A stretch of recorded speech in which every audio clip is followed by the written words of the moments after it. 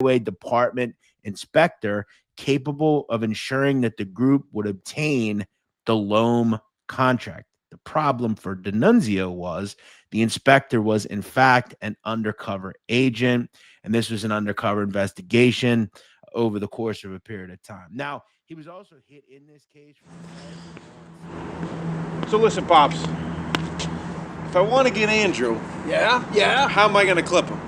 You got to go to St. Joseph's Hospital Yep. to the driving simulator. To get there, you got to go through the back door of the YMCA. All right. Listen, Pops, I appreciate you for giving me the blessing. It's not easy doing it nowadays, but hell, somebody got to get the job done. Bring it, Jamaican. I'll bring a Haitian, I'll bring a Jamaican, all right? Paying you $500 a month. That's an easy 5 G's a month to just exist, basically. So I'm sure there were much more than that. Now, for this, D'Annunzio was hit with 6.5 years in federal prison, and a picture did surface of him in prison, hanging out with some other, individuals. He can be seen there, but looks a little svelter, if we can be honest.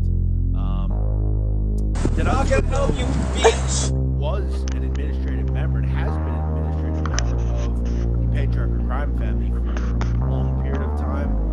He actually at one point was the underboss of this family back in the 2000s, really about a 12-year period, to approximately 2016, where he takes over and becomes boss of the family because Peter Lamoni dies. Now, he has had kind of the thought that he's still the official boss of the family, but from what I understand, over the last several years, he has had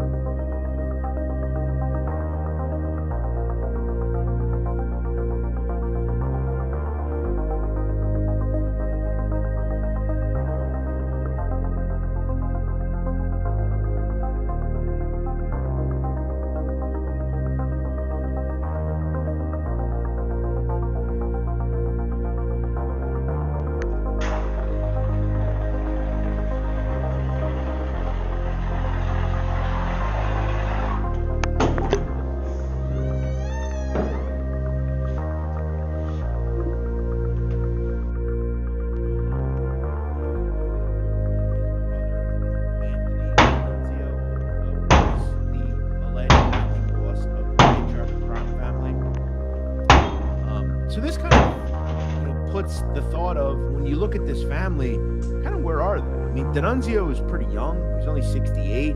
But I think when you look at this family as a whole, I mean, they have major problems with age. And, over the years here on this channel, I know other channels have talked about kind of the dimming of the mafia in America. And when we look outside of New York, I think the major question is, how many families do we actually still characterize as families, right?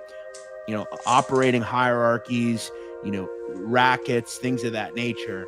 And when you're looking at Detroit, Chicago, and places like Philadelphia and New England, the numbers are dwindling and dwindling as far as, listen, no one will argue that these people don't exist, right? They're all, mostly convicted members of the mafia. They have admitted beyond a reasonable doubt, including D'Annunzio, that they are mobsters, and they take advantage of committing crimes on behalf of the mafia. I mean, D'Annunzio admitted that fact. The problem, though, is when you look at a city like Boston and New England, okay? And if we look at this chart, which I believe this was Joe Puzzles that did this chart. Joe Puzzles is a great guy, by the way. Does a lot of good work in this space.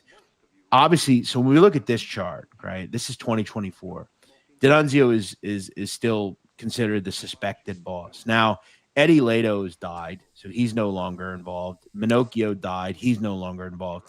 And when we look at the alleged underboss, Consigliere, the alleged boss currently, as far as acting, is Robert Carrazza. Now, the problem is Robert Carrazza is 85 years old. I mean, he's a fossil at this point, very old. You look at also some other people in this list, Benny Di Giacomo, the Sicilian. He's quite old. I mean, he's in his late 70s, approaching 80. Cheeseman D'Annunzio's, or Big Cheese D'Annunzio's brother, Anthony's probably your You can take these cigarettes and use them to kill mice or something. I'm finished. Nick, do you really mean this? Yes, sir. No kidding, Doc. You really have convinced me. Well, Nick, that's wonderful. That's a very intelligent decision. And now, how about you?